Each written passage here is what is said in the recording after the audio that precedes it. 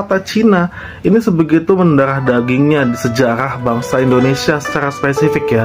Karena kalau kita bilang istilah Cina itu ada dua jenis. Istilah Cina pada saat pendudukan Jepang di Republic of China dulu, atau istilah Cina pada zaman Hindia Belanda menuju Soeharto.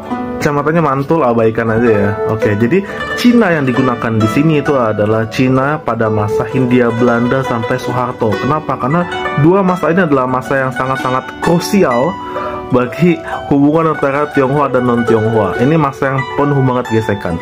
Jadi banyak juga orang-orang Cina yang jelek sehingga kena cap semuanya jelek. Orang non-Cina yang sendiri juga ada yang jelek gitu. Jadi kita nggak ada yang baik semuanya kayak gitu loh. Karena sebegitu lamanya penggunaan kata Cina untuk hal yang negatif ya, maka mulut orang-orang yang dakjal itu menggunakan Cina untuk ngatain orang. Makanya pemerintah kita menganjurkan udahlah jangan pakai Cina. Jadi ada istilah yang politically correct, yaitu Tionghoa untuk menyebut etnis Cina, dan juga Tiongkok untuk menyebut negara Cina. Kalau soal artinya ya sama-sama juga, ujung-ujungnya menyebut kata Cina juga gitu. Coba menurut pemerintah tuh lebih adem ya, Tionghoa, Tiongkok. Setidaknya nggak menyebut kata CINA kayak gitu. Kalau real life penggunaan dari sekeliling gua aja gitu ya, nggak tahu sekeliling kalian mungkin beda gitu.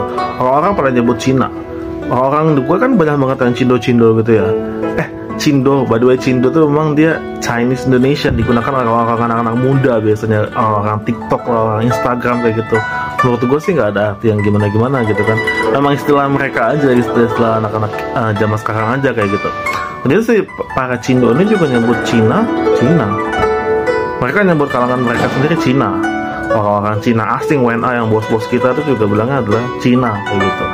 Gak ada yang bilang Tionghoa atau Tiongkok. Malah justru lucunya tuh adalah yang non-Chinese gitu ya. Dia bilangnya selalu China, Chinese kayak gitu. Mungkin mereka takut gitu ya, karena mereka pasti kan teredukasi kan gitu. Mereka pasti takut bilang Cina tuh, takut mengejek ya yang Chinese lah kayak gitu kan. Tapi sebenarnya kalau dari orang Chinese-nya sendiri ya udah sih gitu kan, itu kan di masa lalu kan gitu. Oke lah yang merasa tersakiti kita harus maklumi. Tapi bagi anak-anak muda yang nggak merasakan sakit apa-apa gitu kan, menggunakan kata Cina lagi selama tidak ada konteks yang menghakimi atau mengejek, harusnya sih sah-sah aja kayak gitu.